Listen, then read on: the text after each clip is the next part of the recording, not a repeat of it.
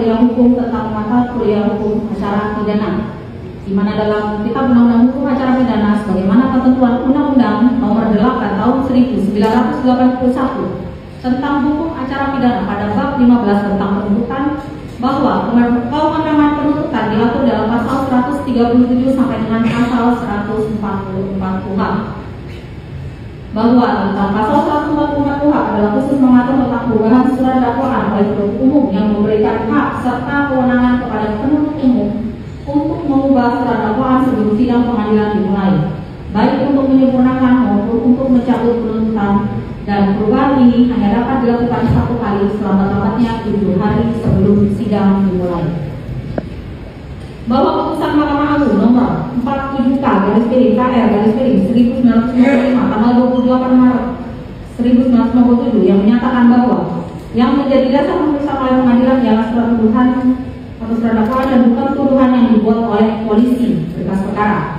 Begitupun secara ekspresif terbis dinyatakan dalam pasal 182 ayat 4 Undang-Undang Nomor 8 Tahun 1981 tentang hukum acara pidana, yang pada pokoknya menyatakan musyawarah terakhir untuk mengambil keputusan harus didasarkan atas surat dakwaan dan segala sesuatu yang terbukti dalam pemeriksaan di sidang.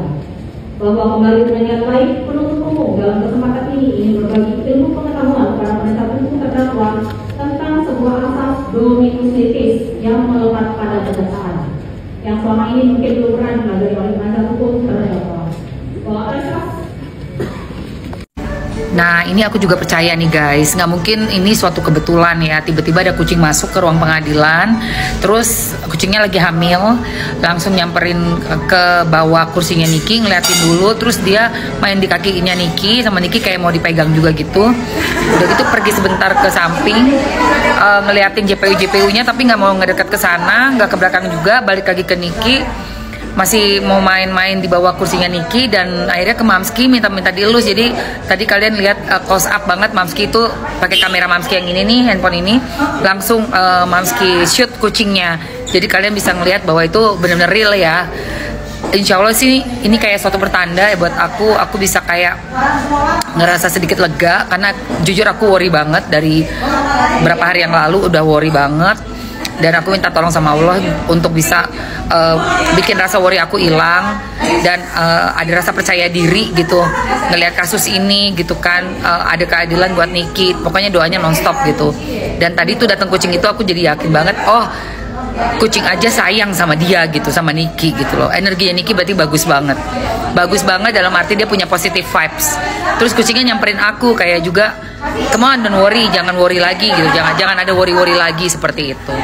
So tetap aja optimis ya guys, kita tunggu hari Kamis tanggal 17 Juli. Oke? Thank you yang udah komen.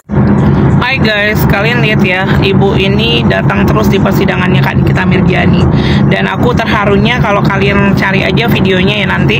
Nah, dia itu selalu menangis supaya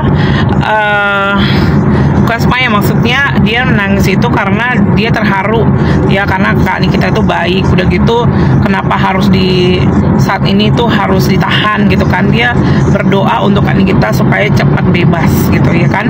Nah, hari ini seru loh. Tadi pagi aku mau datang dan hujan juga, jadi aku pikir nantilah ya waktu yang tepat aku akan datang ke sana seperti itu. Nah, bagi kalian yang sudah datang ke sana, kalian bisa foto-foto sambil bisa ngobrol satu dengan yang lain, kenalan gitu ya. Dan kalian juga tetap, kita semua itu ngiringin doa buat Kak Nikita Mirzani, buat beliau itu cepat keluar, cepat bebas seperti itu. Dan si abu-abu juga bisa diperiksa dan juga bisa diadilin gitu ya. Oke, jangan lupa kalian langsung tulis di kolom komentar. Oke. Iya, karena Wahyudi banyak bohong, bilang katanya si Reza mau ke sini, udah di parkiran, tiba-tiba kan seperti yang kalian lihat penikmat sosial media, dia lagi ngapain kan kelihatan. Bodohnya tuh mereka nggak sinkron. Kasus antara Nikita Mirzani dan Reza Gladys kembali menggelinding di ruang sidang Pengadilan Negeri Jakarta Selatan. Jaksa penuntut umum dengan lantang meminta agar eksepsi atau nota keberatan dari Nikita ditolak. Katanya, dakwaan sudah lengkap dan jelas, baik secara formil maupun material. Tapi publik yang menyimak sejak awal melihat cerita yang jauh dari sesederhana itu. Awalnya, ini bukan perkara kriminal. Ini soal tentang perjanjian kerja sama yang dilanggar. Tapi entah kenapa, niat Nikita untuk menuntut hak justru dipelintir jadi tuduhan pemerasan dan pengancaman. Lucunya, ketika ruang mediasi dibuka oleh hakim sebagai upaya damai yang sah dalam hukum, Reza Gladys justru tak pernah hadir. Berkali-kali ia absen, padahal ini mediasi yang diajukan resmi oleh kuasa hukum Nikita dan telah dikabulkan oleh hakim. Pertanyaannya, jika benar Reza adalah korban, kenapa selalu menghindar saat diminta bertemu dan bicara baik-baik? Ironis, seseorang yang berbisnis skincare menjual janji kulit bersih dan glowing, ternyata tidak bisa menyembunyikan noda integritas. Karena sebersih apapun wajah di luar, kalau hati penuh manipulasi, tetap akan kelihatan kotor juga. Reza bisa bolak-balik menolak hadir, bisa bungkam di balik layar hukum. Tapi publik tak bisa terus dibodohi, dan Nikita muncul serta hadir. Ia menuntut hak. Kini, perkara ini bukan lagi tentang satu orang artis. Ini tentang bagaimana publik melihat siapa yang berani tampil dan siapa yang terus menghindar dari tanggung jawab. Satu hal yang pasti, kebenaran tak butuh make up. Ia hanya butuh keberanian untuk berdiri.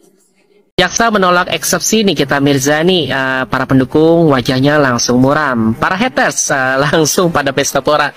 Sahabat Cendol, kalian pada ingat nggak apa tugas jaksa dan apa sih sebenarnya yang ditolak?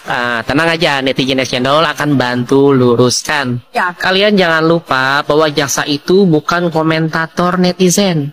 Tugasnya adalah menuntut terdakwa. Jadi wajar banget sahabat Cendol kalau seandainya jaksa tidak sependapat ya dengan eksepsi dari pihak terdakwa yaitu Nikita Mirzani.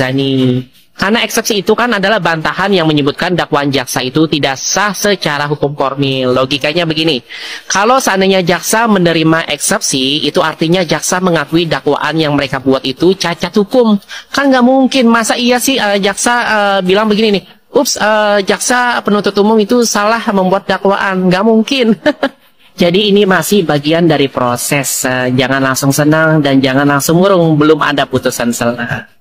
Nanti yang memutus itu majelis hakim. Nah, di video selanjutnya netizen channel akan bahas dan analisa isi replik ya atau jawaban dari jaksa terhadap eksepsi ya dari Nikita Mirzani, dan pastikan kalian pantau terus. Jangan lupa follow, like, dan share biar nggak ketinggalan pembahasan hukum lainnya. Salam dingin tapi tajam, salam cerdas dan damai. Jaksa penuntut umum di kasus Nikita Mirzani luar biasa konsisten ya dari awal sidang sampai sekarang. Maskernya nggak pernah copot. Padahal persidangan itu bukan lagi live streaming IG ya, tapi ini ruang sidang loh. Netizen Cendol jadi penasaran loh. Ini jaksanya takut kena kritik kah? Takut wajahnya terbaca publik kah? Atau jangan-jangan takut ketahuan baunya? Tapi kita maklum kok ya, ruang sidang itu kan memang kadang pengap ya, bikin gerah, bikin tegang, dan pastinya bau keringat, penuh tekanan. Karena hukum itu seperti aroma sahabat Cendol. Ada yang harum karena keadilan ditegakkan, ada juga yang bau amis karena kasusnya dipaksakan. Nah, daripada ikut-ikutan bau-bauan kayak gitu, mending kalian tetap wangi ya, tetap waras, dan tetap paham hukum.